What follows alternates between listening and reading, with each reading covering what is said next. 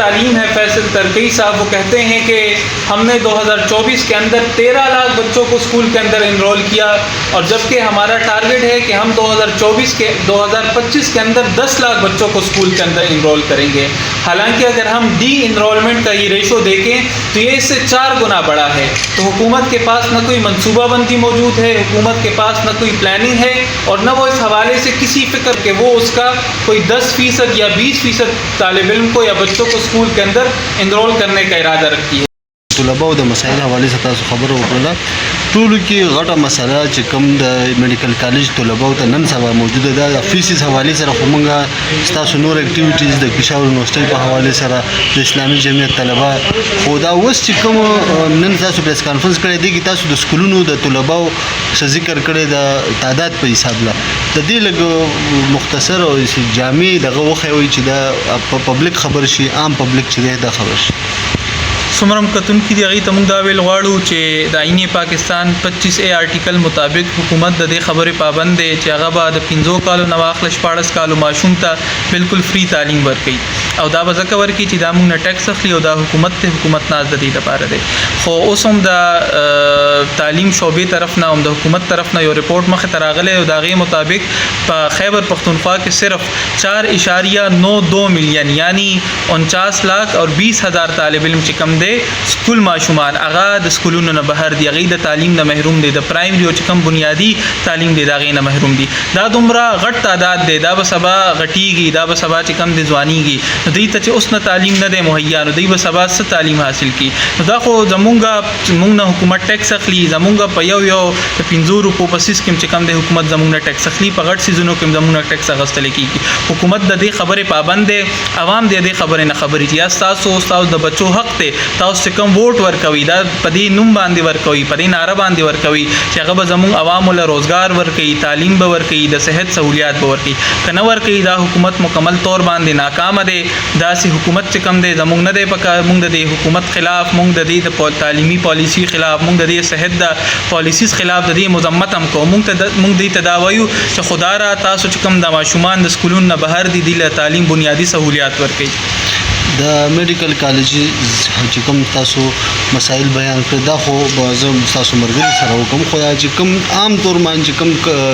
سټوډنټس لپاره د فیسونو د زیاتې د ماحول جوړ دی دې په حواله سره سره زموږ هم دا مطالبه ده او زموږ هم دا خبره او سټانس دی چې تعلیم دا مهنګا نه دی پکار. د تعلیم حق دا د پاکستان چې هغه څومره عوام دی څومره خلک دي د هغې ټول حق دی، چاهه غریب دی، هغه میډل کلاس دی، هغه لوور میډل کلاس دی، هغه اشرافیت او دا د دې ټولو حق دی. که تاسو تعلیم مهنګا کړي، تاسو کم دی ګران او غټ فیسونه اخلي، نو چېرته به زموږ د ماشومان سبق وي؟ بیا هم دا کېږي چې حکومت کې هم دا اشرافیه ناست دي، هم دا خلک حکومت کې، هم دا خلک د حکومت مزې اخلي. نو زموږ خو حکومت نه هم دا مطالبه ده چې تعلیم دی هغه د انتهایی اسان وي، هغه د په کمو پیسو کې ښه تعلیم، ښه معیار تعلیم هغه د عوام ته ورکړی شي.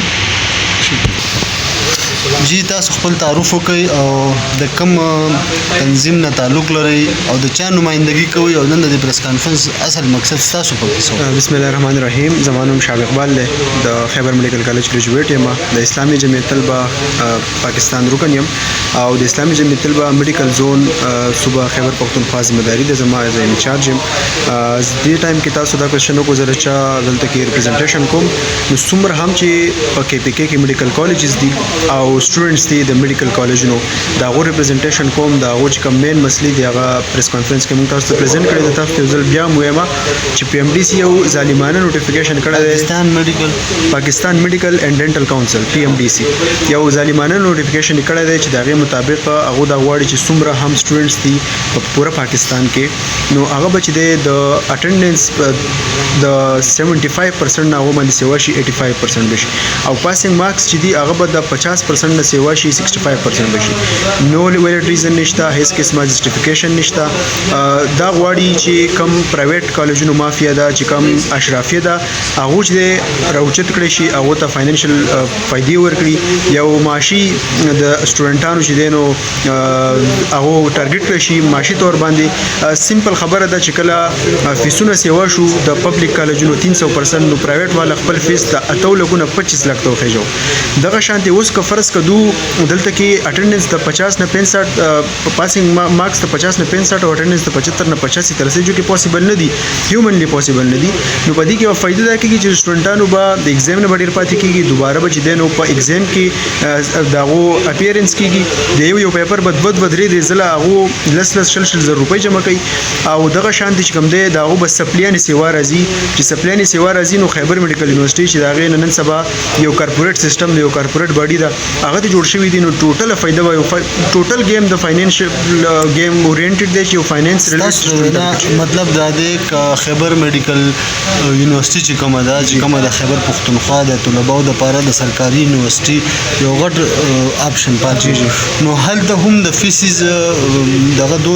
حد ته ورسېدلو چې هغه د تاسو یو ټکی استعمال کو کارپوریټ چې لکه دا بالکل د کاروبار د لپاره جوړ شوی دا د طلباو د سہولت د لپاره په دې کې څه خبره پاتې نه ده جی دا غي تاسو ته لکشن ایکسپلینیشن کوم څنګه نن څه خبر وکړه چې پکې کې د خیبر میډیکل یونیورسيټي سره 200 اولس اداري چې دا منسلک دي د ادارو ته چې د اپروول ملاويږي د افیلیشن ملاويږي وداوت اني چې یک دغه د دې سرویلنس کیږي پیسې ورکړي دلته کې ورته کرایټیریا د هغه شپې تاسو به یقین نه کوئ د صرف د خیبر میډیکل یونیورسيټي سره شپې زره یو سل دوات یا سټوډنټان افیلیټډ دي شپې زره سټوډنټان پوره پاکستان کې د یونیورسيټي سره نشته دا سټوډنټان چې دي د هر سټوډنټ نه د منثلی فیسونو په مت کې د ټیوشن فیسونو په مت کې د ټیسټونو په مت کې د فاینونو په مت کې او بیا د یو ایگزام د هر کال کې دوه سیمستر ایگزامونه دي بي اس الایډ والا د یو پیپر ته 15 زر روپۍ اخلي تاسو سوچو کوئ چې در دې په کروڑاو نه دي د ارباور په گیم دی او مړیږي پینا د چې ورس پورزه چې تاسو ګورئ نو فیسونه سیوا کوي 2021 کې فیس د سیلف فاینانس سیټونو 4 لک او هغه اوس 12 لک ته خطر دی په 2 کالونو کې